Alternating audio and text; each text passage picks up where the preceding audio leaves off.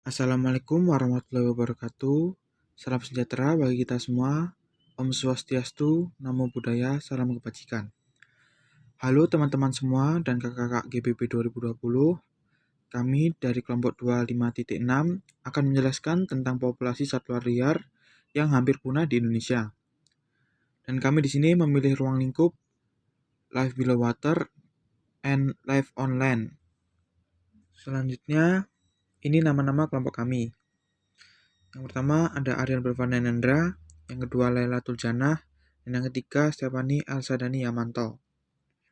Nah, kami sudah menentukan 3 topik pembahasan yang menarik.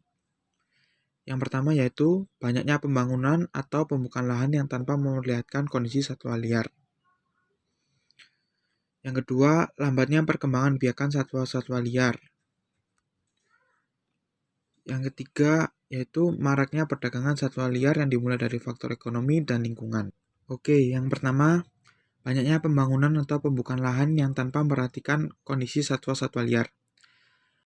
Yang pertama, Life Below Water, yaitu polusi plastik.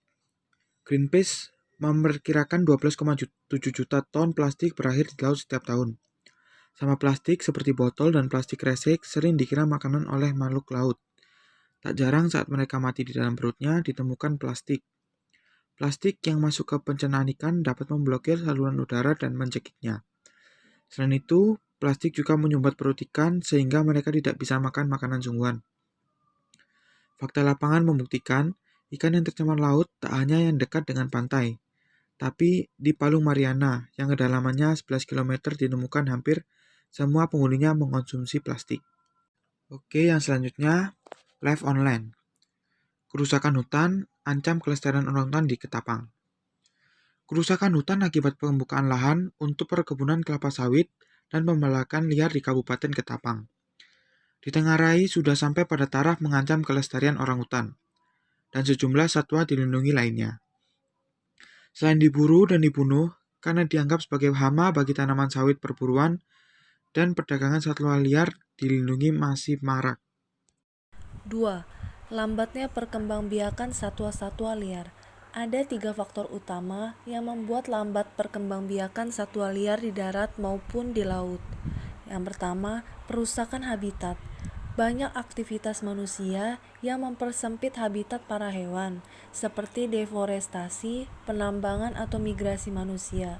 Dampaknya, para hewan kehilangan tempat tinggal asli mereka. Sementara lingkungan lainnya tidak terdapat makanan. Hewan-hewan kemudian tidak bisa mempertahankan kelangsungan hidup mereka. Yang kedua, polusi. Aktivitas manusia tanpa sadar menghasilkan polusi yang dapat mengancam kehidupan para hewan. Sampah plastik, hujan asam, serta tumpahan minyak di laut menjadi beberapa contoh dari polusi yang tidak hanya merusak udara, tapi juga kualitas tanah dan air. Yang ketiga, ada perburuan liar. Banyak hewan yang hampir punah akibat adanya perburuan liar. Tidak hanya diburu karena dagingnya, namun beberapa dari mereka juga diburu untuk diambil bulu dan bagian tubuh lainnya. Contohnya adalah badak yang diburu karena memiliki cula.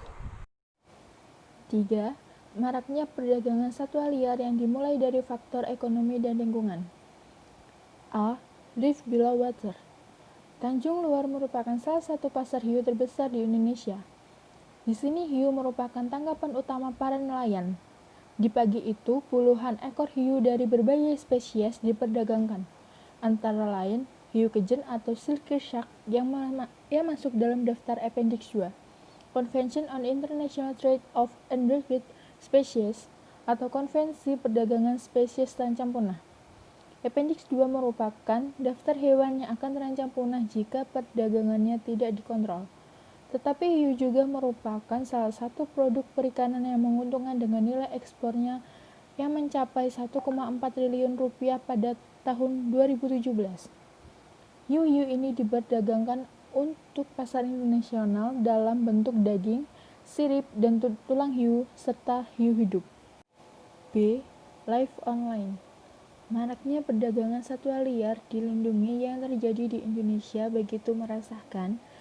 Berdasarkan catatan penangkapan Wildlife Crime Unit atau WCU, Adanya peningkatan kasus perdagangan satwa liar dari 2013 hingga 2020. Tren perdagangan satwa liar dilindungi semakin canggih. Selain tetap menjual satwa di beberapa pasar burung, para pelaku kini memanfaatkan media sosial. Adanya komunitas-komunitas yang menganggap diri mereka pecinta satwa liar dengan memelihara satwa liar dilindungi turut menyemarakkan terjadinya perdagangan. Hasilnya adalah beberapa jenis burung pemangsa yang termasuk jenis yang terancam punah memang diperdagangkan online. Ada elang Jawa, celepuk Jawa, elang, ikan kepala, kelabu dan celepuk merah. Harga yang ditawarkan ternyata tidak terlalu mahal, seperti elang Jawa, mulai dari Rp400.000 hingga Rp3 juta. Sekian dari kelompok kami. Apabila ada salah kata, mohon dimaafkan dan terima kasih.